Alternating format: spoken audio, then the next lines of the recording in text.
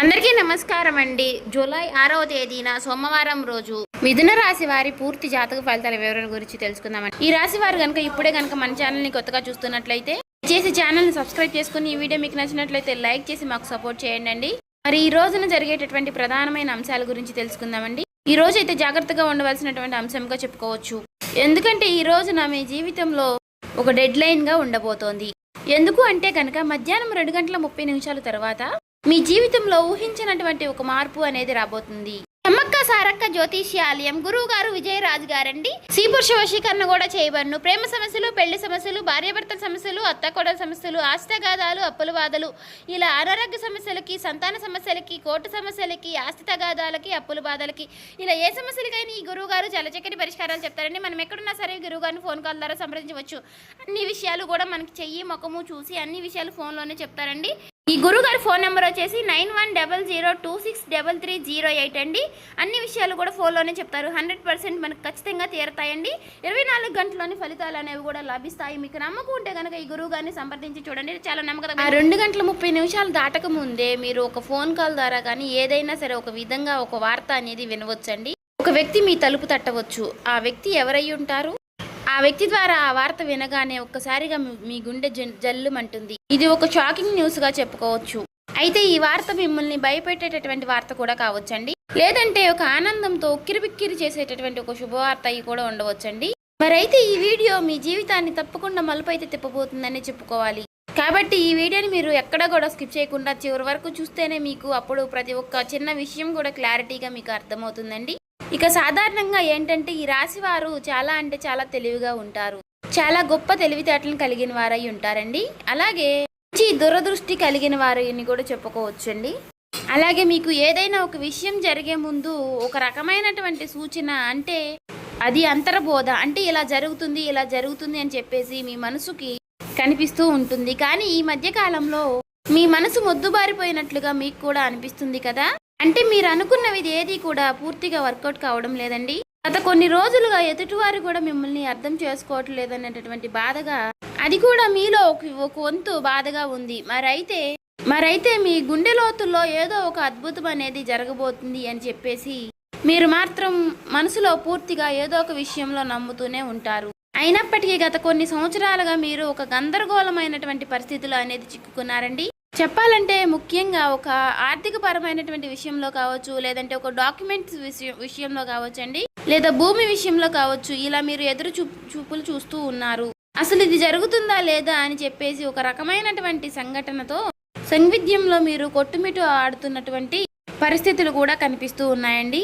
మరైతే మీరు బాగా నమ్మినటువంటి కొంతమంది వ్యక్తులు కూడా మీ మీద నెగిటివ్గా సమాచారం అనేది చేస్తూ ఉండటం. అయితే రేపటి రోజున మీకు మధ్యాహ్నం ఈ టెన్షన్స్ కానీ, లేదంటే తర్వాత జరగబోయేటటువంటి అంశం గురించి కానీ తెలుసుకుంటే ఇది మీకు చాలా చాలా ప్రత్యేకంగా మీ జీవితంలో ఉండబోతుంది. ఇప్పుడు అసలు విషయానికి వస్తే కనుక రేపటి రోజున మధ్యాహ్నం 2:30 లోపు మీకైతే ఒక వార్త అయితే అందుతుందండి. ఆ వార్త ఏమిటి అంటే కనుక ఆ వార్త మీ జీవితాన్ని ఎన్నో మలుపులు తిప్పుతుంది.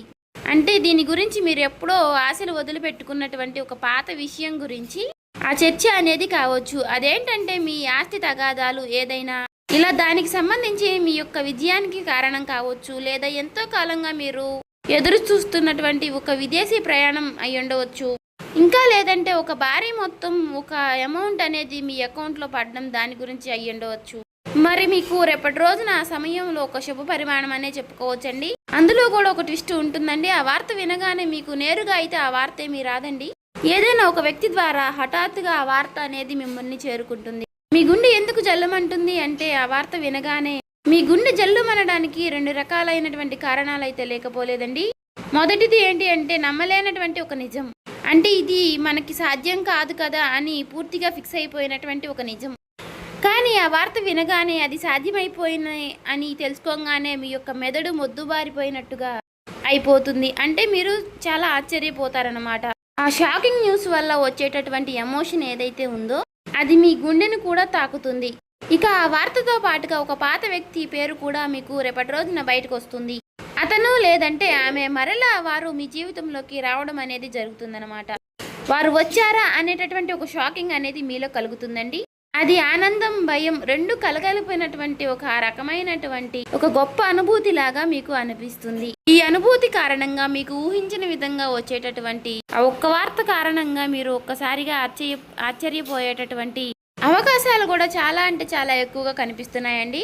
అయితే అసలు మరి ఇప్పుడు ఇది ఎందుకు జరుగుతుంది అంటే, ఇప్పుడు మీరు సాధారణంగా మీరు ఈ 2 గంటల 30 నిమిషాల లోపు దీనికి సంబంధించినటువంటి దీనికి కారణం ఏమిటంటే, మీరు గతంలో చేసినటువంటి ఒక రహస్యకరమైనటువంటి ఒక సహాయం అనేది, లేదంటే ఒక ఇన్వెస్ట్మెంట్లో మీరు పూర్తిగా మర్చిపోయినటువంటి పూర్తిగా ఒక పని, దానికి సంబంధించినటువంటి ఒక మంచి ఫలితాలను అయితే మీకు ఇప్పుడు ఇస్తుందండి. మీ వెనుక ఎవరో మీకు తెలియకుండానే ఈ పని అనేది పూర్తి చేస్తారు.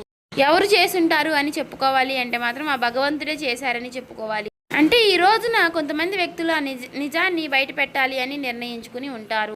అయితే అందుచేత వారు ఊహించని విధంగా మీకు ఈ ధనలాభం అనేది మీదే, ఈ ఆస్తి కూడా మీదే, దానికి సంబంధించినటువంటి డాక్యుమెంట్స్ కానీ ఇలాంటివి ఏవైనా సరే తీసుకువచ్చి మీకు పూర్తిగా వివరణ అనేది చేస్తారండి. వీటన్నిటిని చూసుకుంటే కొంచెం రెస్ట్ తీసుకునేటటువంటి ప్రశాంతకరమైనటువంటి రోజు అని చెప్పుకోవచ్చు. ఊహించిన విధంగా వారు చెప్పడం వల్ల మీకు కొంచెం ఆశ్చర్యకరంగా అనిపిస్తుంది. అయితే దీనికి మరొక రీజన్ కూడా ఉందండి. గ్రహస్థితి పరంగా చూసుకున్నట్లయితే గనుక మీకు ఈ రోజున శని ప్రభావం అనేది కొంచెం తక్కువగానే కనిపిస్తుంది. అలాగే ఈ రోజున మీకు శని భగవానుడు మంచి అవకాశాలను కూడా ఇవ్వబోతున్నాడండి. రాహువుల యొక్క సంచారం, గురు దృష్టి మీ యొక్క రాశి యొక్క పైన కూడా పడిందండి. కాబట్టి ఈ 2 గంటల 30 నిమిషాలు అనేది ఈ రాశి వారికి ఒక ముహూర్తం లాంటిది అన్నమాట.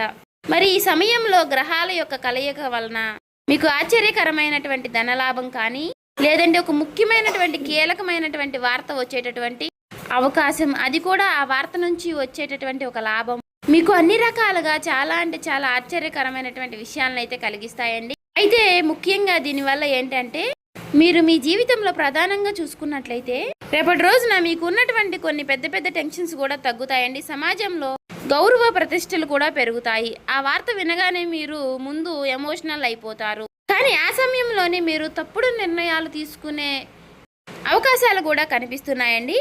అంటే అలాగే ఏదైనా మీరు కొంచెం అంటే మీకు బీపీ అనారోగ్య సమస్యలు ఉన్నవారు కూడా ఆవేశపడిపోయి తొందరపడి నిర్ణయాలు తీసుకోకుండా కొంచెం ప్రశాంతంగా నిర్ణయాలు తీసుకోవడం, సమర్థవంతంగా ఎదుర్కొనేటటువంటి ప్రయత్నం అనేది చేయాలండి.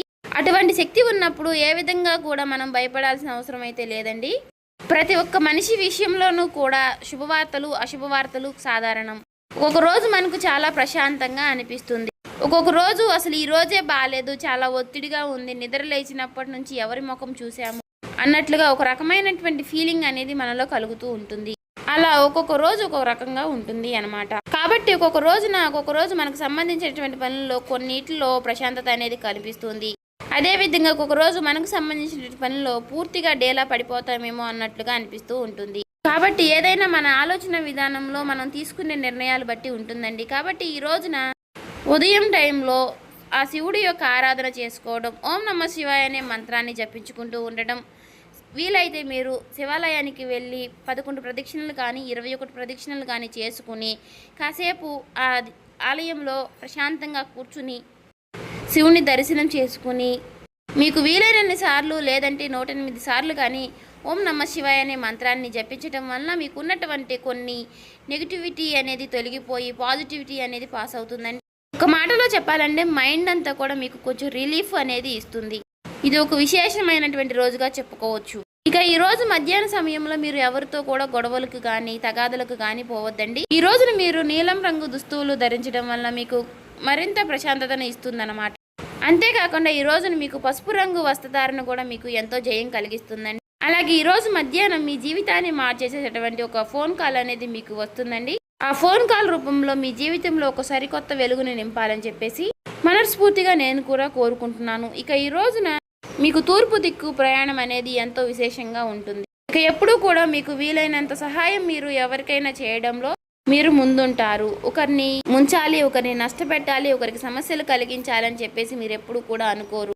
మీ మనసులో కూడా మీకు ఎప్పుడూ కూడా అలాంటి ఊహలు కూడా రావండి. కాబట్టి మీ మంచితనం వల్లే మీకు ఎప్పుడూ కూడా మంచి జరుగుతూ ఉంటుంది. అలా మీకు ఆగిపోయినటువంటి పనుల్లో కూడా ఒక మంచి మార్పులు కలగడానికి అది కూడా ఒక సహాయపడుతుందండి. అలాగే మనం ఎప్పుడైనా సరేనండి చేసినటువంటి మంచి పనులు మనకి ఒక్కొక్క రోజు మనకి అవే సహాయపడుతూ ఉంటాయని చెప్పుకోవచ్చు.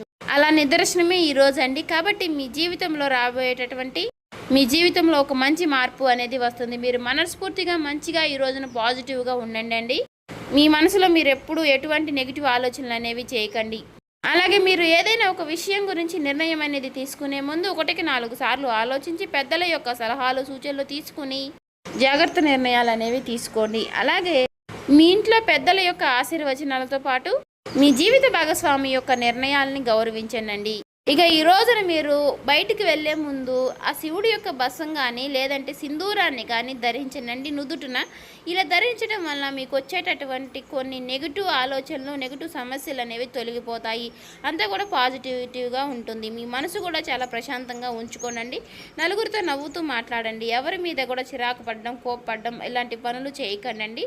అలాగే మీకు వచ్చేటటువంటి సంకేతాల ద్వారానే మీకు రిజల్ట్ అనేది చాలా కనిపిస్తూ ఉంటుంది. కాబట్టి మీరు కొన్ని ఏవైనా సరేనండి వచ్చినప్పటికీ వాటి గురించి ఆలోచిస్తూ ఉండండి. సో చూసారు కదండి, ఈ వీడియో కనుక మీకు నచ్చినట్లయితే ఓం శ్రీ మాత్రే నమః అని కామెంట్ చేసి లైక్ చేసి మాకు సపోర్ట్ చేయడం మాత్రం మర్చిపోకండి. ఇంకా ఎవరైనా మన ఛానల్ సబ్స్క్రైబ్ చేసుకునే వాళ్ళు ఉంటే దయచేసి సబ్స్క్రైబ్ చేసుకోండి.